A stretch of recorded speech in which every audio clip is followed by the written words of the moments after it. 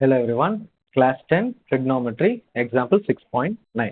So இந்த questionல நம்ம prove பண்ண வேண்டியது cosecant theta minus sin theta into secant theta minus cos theta into tan theta plus cot theta equal to 1 ன்னு prove பண்ணணும்.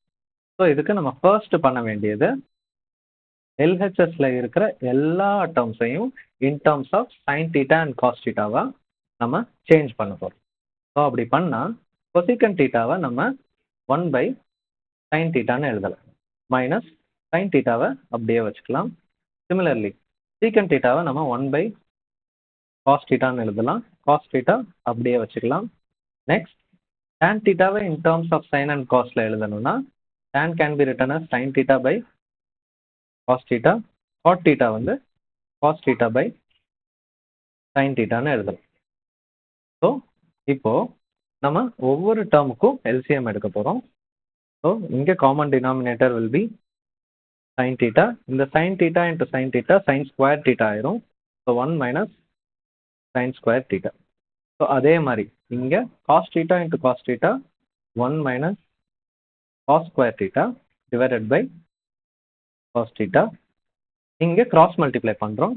sin theta into sin theta sin square theta plus cos theta into cos theta cos square theta divided by sin theta into cos theta. So இப்போ நம்ம simplify பண்ணோம்னா நம்மளுக்கு தெரியும் 1 minus sin square theta வந்து cos square theta. So டினாமினேட்டரில் இருக்கிறது sin theta.